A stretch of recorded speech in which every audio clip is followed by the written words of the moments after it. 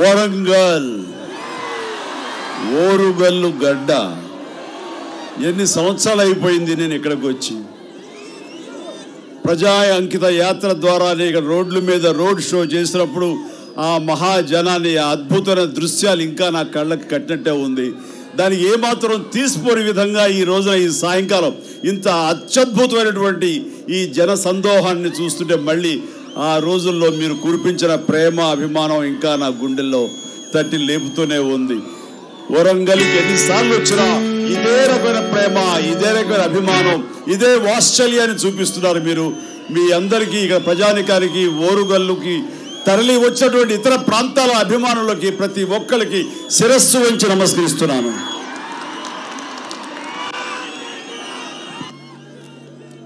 ఇక్కడ మనుషుల ప్రేమ స్వచ్ఛత, వాళ్ళు చూపించే ప్రేమ వాత్సల్యాలు ఎలాంటి స్వార్థం లేని నిస్వార్థపూరితమైనటువంటి వాత్సల్యం, అభిమానం, దీనికి ఎప్పుడు మేము ఫిదా అయిపోతుంటాం.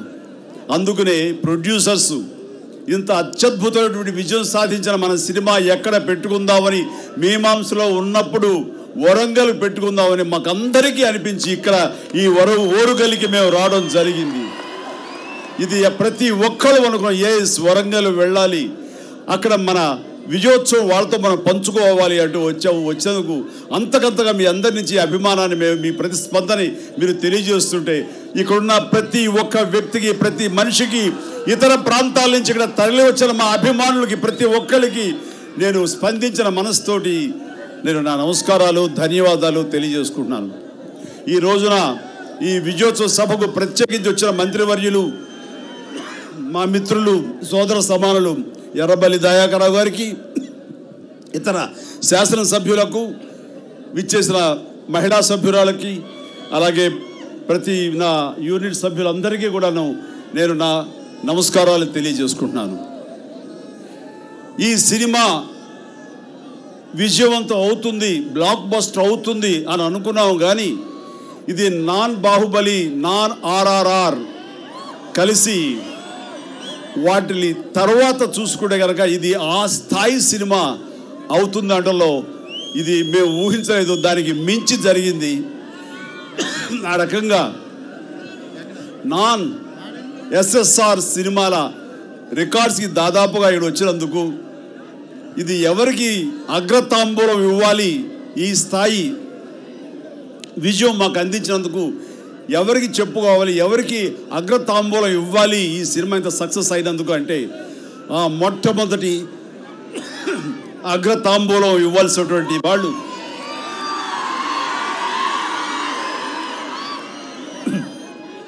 అందుకోవాల్సిన వాళ్ళు ప్రేక్షక మహాశయులు. మీకు దీన్ని ఆదరించిన మీకు మేము మా ధన్యవాదాలు చెప్పుకోవాలి. ఇది ఆషామాషి విజయంగా కాదు, రోజు రోజుకి అలా పెరుగుతూ ఇది ఈ రోజుకి ఇది 250 గ్రాస్కి చేరబోతుంది అంటే కనుక అది ఆషామాషి విషయం కాదు. అది అలాంటి అద్భుతమైనటువంటి ఈ విజయం చేకూరిందంటే మొట్టమొదటిగా ప్రేక్షకాభిమానులు మీకు చెప్పాలి. ఇది కంప్లీట్గా మీరు ఏ విధంగా కోరుకుంటారు, నా నుంచి నేను ఎలా ఉండాలని కోరుకుంటారు, గత 44 సంవత్సరాల నుంచి నన్ను మీరు ఎలా చూస్తూ వచ్చారో ఆ విధంగా ఇది మళ్ళీ తెర మీద మీరు చూసినప్పుడు మీ గతం రోజులు గుర్తు తెచ్చుకుంటూ ఆ చిరంజీవిని మననం చేసుకుంటూ స్టేజ్ మన థియేటర్స్లో చూసి మీరు ఆనందపడ్డారంటే అది చాలా నాకు ఎంతో ఆనందాన్ని ఇచ్చే విషయం. పైగా ఈ సినిమా చూస్తూ మీరు గ్యాంగ్ లీడర్, ఒక ఘరానా మొగుడు, అలాగే రౌడీ అల్లుడు, ఇలాంటి సినిమాలు గుర్తించుకుంటూ ఆ రోజు చిరంజీవిని చూసినట్లుగా ఉంది, ఆ రోజు మన ఫీలింగ్స్ మళ్ళీ పునరావృతం అవుతున్నాయని మీరు అందరూ అంటుంటే కనుక అలాంటి ఫీలింగ్ మీకు ఇచ్చినందుకు నాకు చాలా చాలా సంతోషంగా అనిపించింది. నా జీవితం ధన్యమైనది అనిపించింది. ఇలాంటి ఫీలింగ్ మీకు నాకు ఇవ్వడానికి ప్రధానమైన కారణం దర్శకుడు బాబీ తన ప్యాషన్. ఒకప్పుడు బాబీ మీలో ఒకడుగా ఉండేవాడు. వాళ్ళ నాన్నగారు అత్యంత అభిమాని, వీరాభిమాని. తన అభిమానాన్ని తన కొడుకుకు నూరు పోసాడు. ఆయన చదువులో ఎంత శ్రద్ధ వహించాడో, ఎంత చదువుని అతను నూరు పోసాడో తెలియదు, కానీ అభిమానాన్ని మాత్రం నూరిపోసాడు. కాబట్టి ఆ అభిమానంతో ఈ రోజున బాబీ ఈ సినిమా ఇండస్ట్రీకి రావడం, ఎప్పటికైనా నాతో సినిమా చేయాలని కోరుకోవడం, అది మామూలు సినిమా కాలేదు. నన్ను ఖైదీ ఎలాంటి స్టార్ స్టేటస్ని, నాకు స్టార్డమ్ని కలగజేసిందో 1983లో ఖైదీ, ఈ రోజున 2023లో ఈ వీరయ్య, వాల్టర్ వీరయ్య, అతని ఒక స్టార్ డైరెక్టర్ చేసింది. అతను ఒక స్టార్ స్టేటస్ని బాబీకి కల్పించింది. దాని వెనకాల ఇది ఉత్తినే రాలేదు. ఎంత కష్టపడ్డాడు, ఎన్ని రాత్రులు అతను ఈ సినిమా కథ మీద టైం స్పెండ్ చేశాడు. అహోరాత్రులు దీని మీద కష్టపడ్డాడు, ఎక్కడ రిలాక్స్ అవ్వలేదు. లాస్ట్కి వచ్చేసరికి ఇంకా సినిమా రిలీజ్ ముందు అలిసిపోయాడు, సొలిసిపోయాడు అతను. అయినా సరే అంత కష్టపడి పనిచేస్తుంటే చాలా ముద్దు వచ్చాడు. ఇదే కదా కష్టం. కష్టపడేవాడికి ఖచ్చితంగా ప్రజలు గుర్తిస్తారు, ప్రేక్షకులు దానికి ప్రతిఫలంగా ఈ విజయాన్ని చేకూరుస్తారు, ఇస్తారని ఈ సినిమా నిరూపించబడింది. బాబీ గురించి నేను ఎన్నో సందర్భాలు చెప్తూనే వచ్చాను.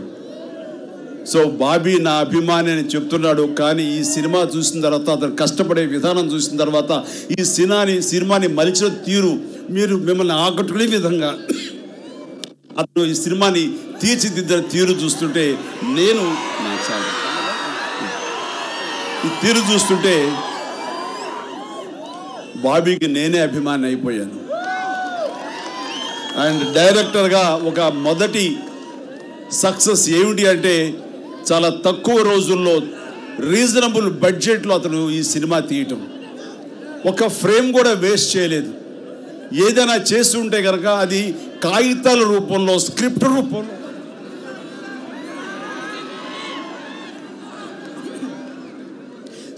రూపంలోనే ఆ కాగితాల్లోనే వేస్ట్ చేశాడు, ఆ కాగితాల్లోనే ఎడిట్ చేశాడు తప్ప సినిమా తీసిన తర్వాత మాత్రం అతను మహా అయితే 2-3 నిమిషాలు 5 నిమిషాలు మాత్రమే రిమూవ్ చేశాడు. అది పర్ఫెక్ట్. అది ప్రొడ్యూసర్స్కి ఎంతో లాభం. అది సినిమా హిట్ అయిన తర్వాత వచ్చే లాభం కంటే ముందు ఎంత తక్కువలో దాన్ని తీస్తామనేదే మొట్టమొదటిగా సక్సెస్గా నేను భావిస్తాను. అలాంటి సినిమా రిలీజ్కు ముందే సక్సెస్ సాధించిన బాబీని నేను మనస్ఫూర్తిగా అభినందిస్తున్నాను. అతని స్ఫూర్తిగా రాబోయే యంగ్ డైరెక్టర్స్ వాళ్ళు స్ఫూర్తిగా తీసుకోవాలని కూడా నా సలహా ఇస్తున్నాను. ఇక ప్రొడ్యూసర్స్గా ఫస్ట్ టైం రంగస్థలం సినిమా షూటింగ్ అప్పుడు మా చరణ్ చెప్పాడు, డాడీ రంగస్థలంలో ఆ ఫస్ట్ టైం నేను విలేజ్కి వెళ్ళాను. అప్పటిదాకా విలేజెస్ ఎలా ఉంటాయో నాకు తెలియదు. అక్కడ మనుషులు ఎంత స్వచ్ఛంగా ఉంటారు, అక్కడ ఫుడ్ ఎంత ఆర్గానిక్గా ఉంటుంది, ఆ మనుషుల ప్రేమ అంతా ఇంత కాదు అంటూ అక్కడ ప్రేమ గురించి కానీ, అంటే వాతావరణం గురించి కానీ, అక్కడ ఉండే ప్రతి దాన్ని అతను ఎంజాయ్ చేశాడు సినిమా. అందుకని ఆ సినిమాలో మనకి చరణ్ కనపడాడు. ఆ చెవిటితో ఉన్నటువంటి చిట్టిబాబు మాత్రమే కనబడతాడు మనకి. ఇప్పటికీ తన పెర్ఫార్మెన్స్కి ఈరోజు కూడా ప్రతి ఒక్కరు దాన్ని గుర్తిస్తారు, దాని గురించి చెప్తూ ఉంటారంటే కనుక చరణ్కి ఎలాంటి జాతీయ అవార్డులు రాకపోవచ్చు, కానీ ఒక్కొక్కళ్ళ గుండెలు ఇప్పటికీ దాని గురించి, చిట్టిబాబు గురించి ప్రశంసిస్తున్నారంటే దాని ప్రభావం ఎంత, ఎన్ని నేషనల్ అవార్డులు వస్తే దానికి ధీటుగా ఉంటుంది చెప్పండి. అలాంటి అద్భుతమైన పెర్ఫార్మెన్స్ చేశాడు. నాకు తను చరణ్ చూసినప్పుడు నాకు చాలా గర్వంగా ఫీల్ అయ్యాను. అండ్ ఆ తర్వాత RRR సినిమాలో మరొక విశ్వరూపం చూపించాడు. ఎన్నో రకాల షేడ్స్తో ఆ క్యారెక్టర్ ప్రజెంట్ చేశాడు. ఇప్పుడు ఆ క్యారెక్టర్ తను తారక్ కలిసి చేసినటువంటి కీరవాణి గారి స్వరకల్పనలో, రాజమౌళి యొక్క దృశ్యాలతోటి, అలాగే ప్రేమ్ రక్షిత్, అలాగే మన బోసు గారు ఆయన లిరిసిస్ట్గా ఆ చేసిన ఆ సాంగ్ ఈ రోజున గ్లోబల్ అవార్డు పొందడమే కాకుండా ఇప్పుడు ఆస్కార్ నామినేషన్ దాకా వెళ్ళిందండి. ఇంతకంటే మనకు గర్వకారణం మన తెలుగు వాళ్ళకి ఇంకేముంటుందో చెప్పండి. అందులో మన తెలుగు వాళ్ళు ప్రతి ఒక్కరు గర్వించదగ్గటువంటి గొప్ప గడియ ఆస్కార్ నామినేషన్ అవ్వడం. అందులో మా రామ్ చరణ్ ఉండటం అన్నది నేను చాలా గర్వంగా ఫీల్ అవుతాను. తన స్థానంలో నేనే ఉన్నట్లుగా నా భావన కలుగుతుంది. Thank you Charan, thank you. Fantastic achievement రా. ఆ గొప్ప ఫీట్లో మనందరం భాగస్వాములు అవటం తెలుగు వాళ్ళందరికీ, దేశానికి కూడా గొప్ప గర్వకారణం అది. సో ఆ రోజులో చరణ్ చెప్పాడు, డాడీ ఆ ప్రొడ్యూసర్స్ ఇద్దరు ఉన్నారు, వాళ్ళు ఒకప్పుడు మన ప్రొడ్యూసర్స్ రామారాయుడు గారు, లేకపోతే మన మామ అల్లు అరవింద్, మన అశ్విన్ దత్ గారు, కేఎస్ రామారావు గారు, ఇలాంటి గొప్ప ప్రొడ్యూసర్ ఆ రోజు నేను ఎలా చూసుకునేవాళ్ళు, నేను చిన్నవాడిగా పసివాడిగా నేను చూసలేను. అదే రకమైనటువంటి హీరోని చూసుకోవడంలో కానీ, హీరోకి అన్ని రకాల వసతులు కల్పించడంలో కానీ వాళ్ళు ఉన్నారు. అలాంటి ప్రొడ్యూసర్స్కి నేను ఎప్పుడు సినిమా చేస్తూనే ఉంటాను. అంటే అలాంటి ప్రొడ్యూసర్ కావాలని ఆ రోజు నాతో చెప్పిన మాట వాస్తవం. చెప్పిన తర్వాత ఆ విషయం రవి, నవీన్కి చెప్పాను. సార్ మళ్ళీ మీరు సినిమాలు చేయడం మొదలు పెడితే కనుక అవకాశం మాకు ఇవ్వండి అన్నారు. ఖచ్చితంగా అని మాట ఇచ్చాను. ఇదిగో ఇప్పుడు జరిగింది. ఆ మాటకు ప్రతిఫలంగా వాళ్ళు సంస్థ నుంచి ఒక అద్భుతమైనటువంటి చిత్రాన్ని నాకు ఇవ్వచ్చారు. దానికి మనస్ఫూర్తిగా ఆ నిర్మాతలిద్దరికీ నా హృదయపూర్వక ధన్యవాదాలు తెలియజేసుకుంటాను.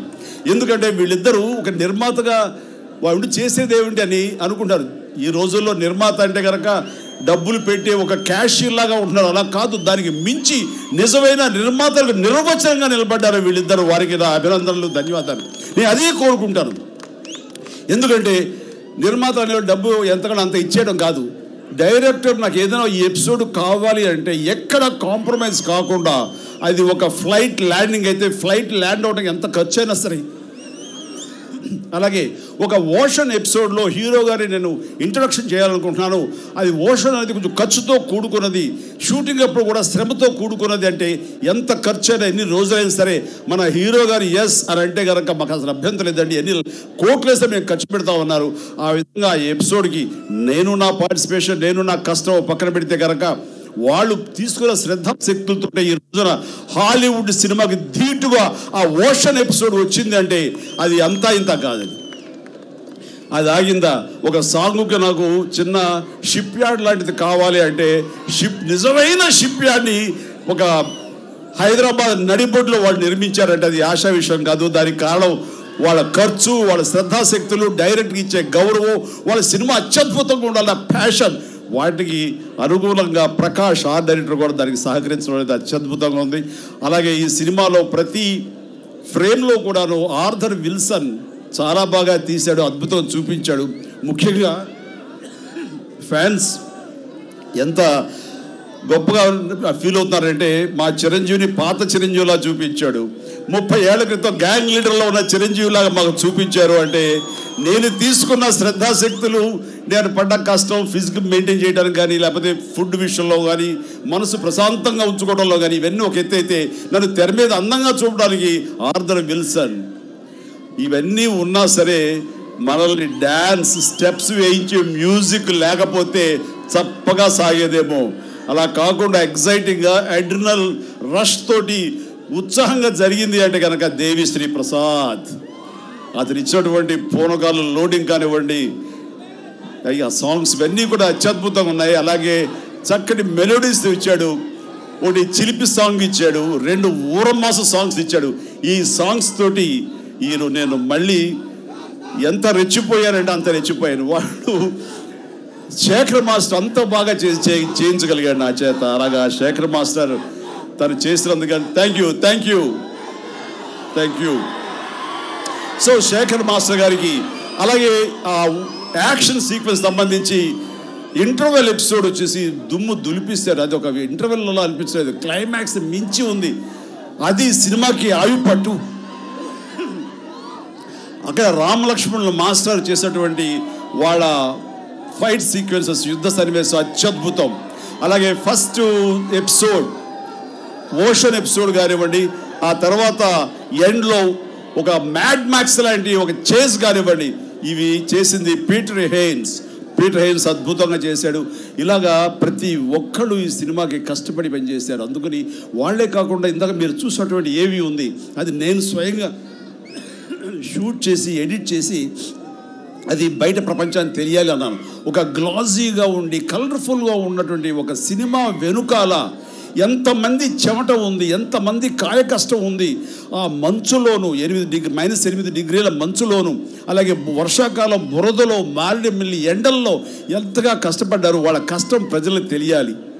ఒక సినిమా ఇంత బాగా ఇంత గ్లామర్గా ఉండటం వెనకాల ఇంత కష్టం ఉంటుందా అని తెలియాలి అని చెప్పి చేసేందుకు దాన్ని ఆదరించారు, దాన్ని యాక్సెప్ట్ చేశారు. వాళ్ళ కష్టానికి మీరు అందరూ అభినందనలు తెలియజేశారు. Thank you so much. అంతమంది ఉంటారు ఈ సినిమా వెనకాల. అలాగే ఈ సినిమాకు సంబంధించి నటీనటుల పరంగా వస్తే ఫస్ట్ నేను చెప్పుకోవాల్సింది రవితేజ. ఇందాక రవితేజ గురించి మాట్లాడినప్పుడు రవితేజని చూస్తుంటే నాకు ఒక మరో పవన్ కళ్యాణ్ లాగా అనిపిస్తాడు. ఇంకా చిన్నప్పుడు ఇద్దరు యంగ్ వయసులో ఉండగా ఇద్దరు ఒకేలాగా ఉండేవారు నాకు. అందుకే అతను చూస్తుంటే ఒక సోదర భావం, నా తమ్ముడు పవన్ కళ్యాణ్ లాగా అనిపించేవాడు.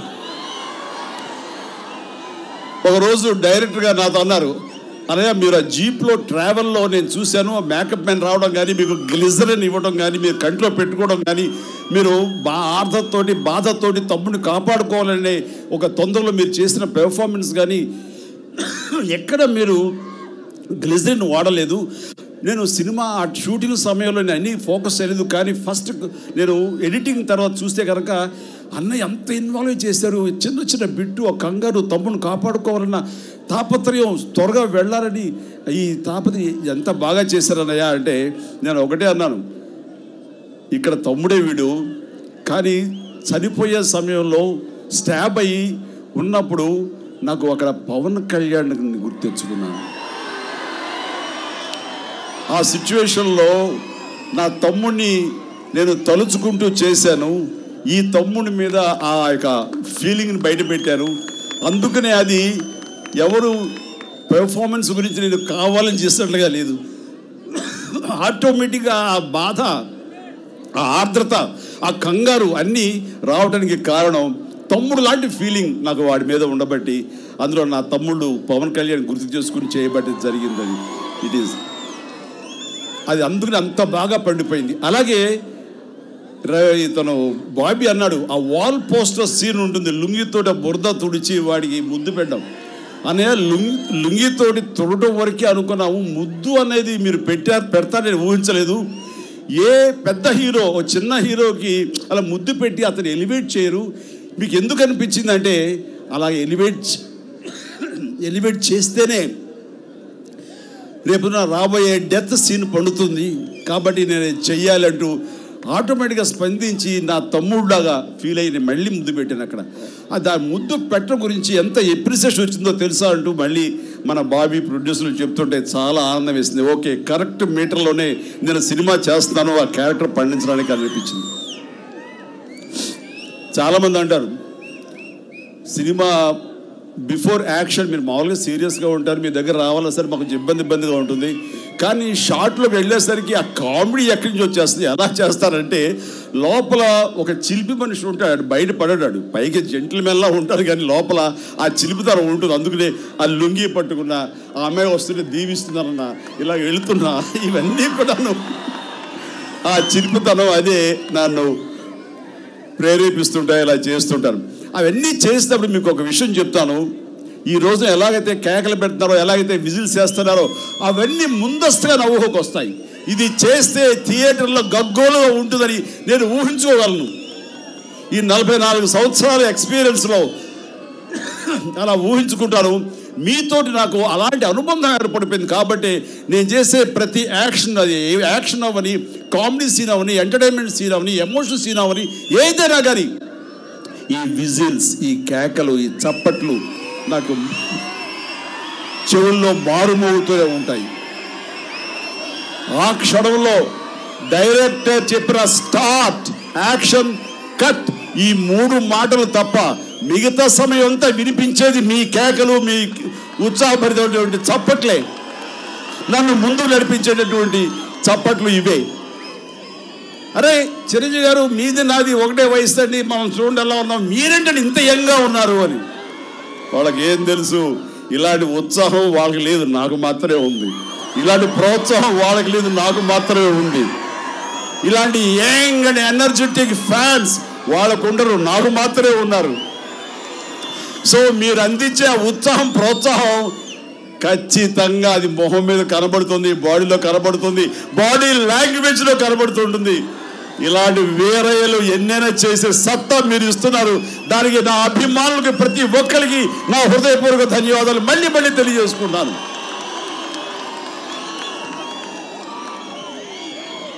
ఇంటికి వెళ్ళి మేకప్ వేసుకునే ముందాక నేను నా పరిస్థితి ఏంటి నా అది అనిపిస్తుంది. కానీ ఒకసారి మేకప్ వేసుకున్న తర్వాత ఎంతగా ట్రాన్స్ఫార్మ్ అయిపోతారంటే అవతల శృతి హాసన్తో చేస్తుంటే అది మన ఏజ్ గ్రూప్ పిల్లే కదా అనిపిస్తుంటుంది. అందుకని అంత బాగా డ్యాన్స్ వేయగలుగుతున్నాను.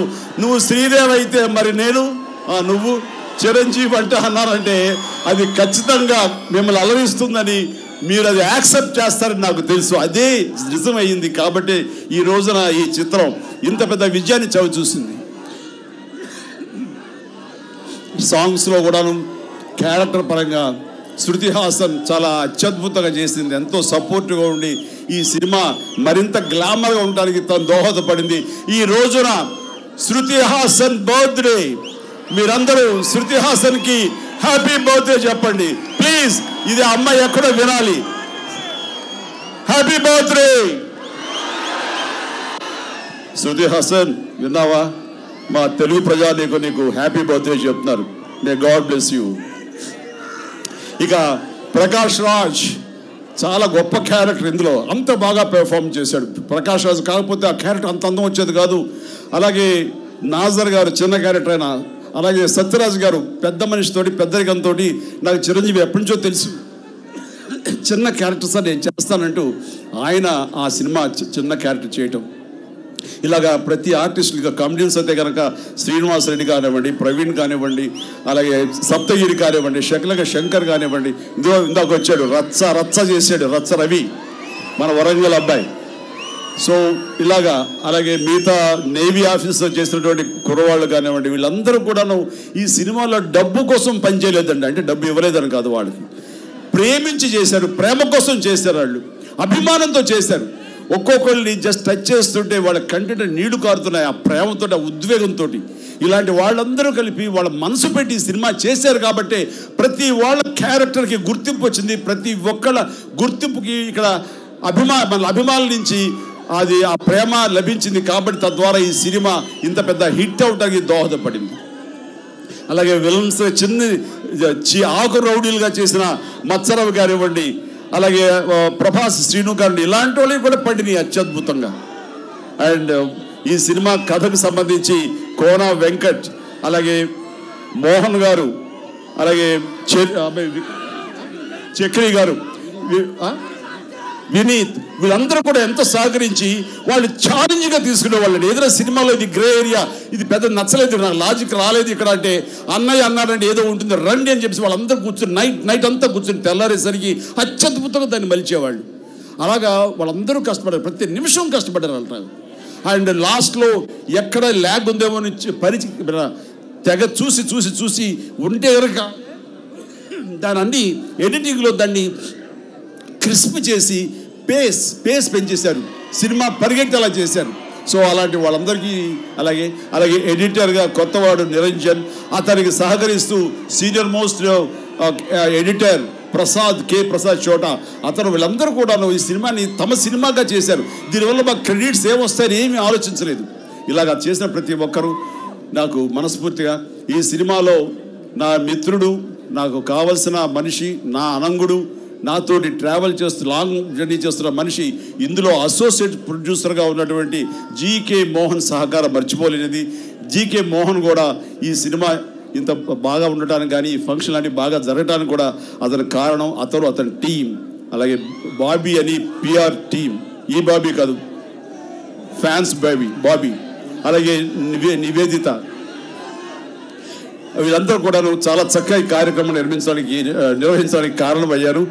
వాళ్ళందరితో మా స్వామినాయుడు, అలాగే గంగాధర్, వీళ్ళతో పాటు ఇక్కడ ఇంత బాగా జరగడానికి, ఇంత క్రమశిక్షణ జరగడానికి ఇన్ని వేల మంది పోలీసులు చెప్పారు. మేము ఒక 60,000 మంది వస్తారు అనుకున్నాము, బట్ 1,00,000 మంది వచ్చారని చెప్పేసి పోలీసులు చెప్తుంటే ఐఎమ్ సో హ్యాపీ. బట్ ఎక్కడ ఎలాంటి అవాంతరం లేకుండా ఇంత బాగా సజావుగా సాగడానికి, ఇంత ఎగ్జైటింగ్గా సాగడానికి, ఎవరికి ఏ ఇబ్బంది లేకుండా సాగడానికి ఎంతోమంది మహిళలు వచ్చారు, ఆడబిడ్డలు వచ్చారు, పసిపిల్లలతో వచ్చారు. అండ్ ఇంత బాగా జరగడానికి కారణం పోలీసు వ్యవస్థ, పోలీసు యంత్రాంగం. ప్రత్యేకించి నా మిత్రుడు ఇక్కడ కమిషనర్ రంగనాథ్ గారికి, అలాగే ఏసీపీ కిరణ్ గారికి, తదితర ఆఫీసర్స్కి ప్రతి ఒక్కరికి పేరు పేరున నా హృదయపూర్వక ధన్యవాదాలు తెలియజేస్తాను. మీ సహకారం మరవలేనిది. ఇక అన్ని మించి ఎర్రబెల్లి దయాకర్ గారు మిత్రుడు ఇక్కడ పెట్టుకుంటాం అనగానే ఆయన ఎగ్జైట్మెంట్ అంతా ఇంత కాదు. రావాలి మా ఇంట కొంచెం భోజనం చేసి వెళ్ళాలంటే పొద్దుపోతుంది కదా అంటే ప్లీజ్ అని అన్నప్పుడు ఆయన మాట కాదనలేదు. ఆయన ఆతిథ్యం ఇప్పుడు స్వీకరించడానికి వెళుతున్నాను. అండ్ వారు ఇచ్చినటువంటి సహకారానికి ప్రత్యేకించి మరొకసారి ఎర్రబెల్లి దయాకర్ గారికి నా హృదయపూర్వక ధన్యవాదాలు తెలియజేస్తున్నాను. ఇక ఫ్యాన్స్, చరణ్ ఫ్యాన్స్ కానివ్వండి, మాస్ మహారాజా రవితేజ ఫ్యాన్స్ కానివ్వండి, మన మెగా అభిమానులు ఎప్పుడు ఉంటారు. వాళ్ళకు నాకు జీవితాంతం మేము కలిసిమెలిసి ఉంటాము. అలాంటి వాళ్ళకి ఇక్కడ కరాటే ప్రభాకర్ అండి అతని బృందానికి, అలాగే ఇక ప్రతి ఒక్కరికి నా హృదయపూర్వక అభినందనలు ధన్యవాదాలు తెలియజేసుకుంటూ ఇక్కడ ప్రతి ఒక్కరికి నేను ఈ ఊరు వచ్చినందుకు నేను ఊహించిన దానికంటే ఎక్కువగా ప్రేమ చూపిస్తున్నా, కనబరుస్తున్నా. మీ అందరికీ మనస్ఫూర్తిగా అభినందనలు తెలియజేస్తున్నాను. Long live all. జై హింద్.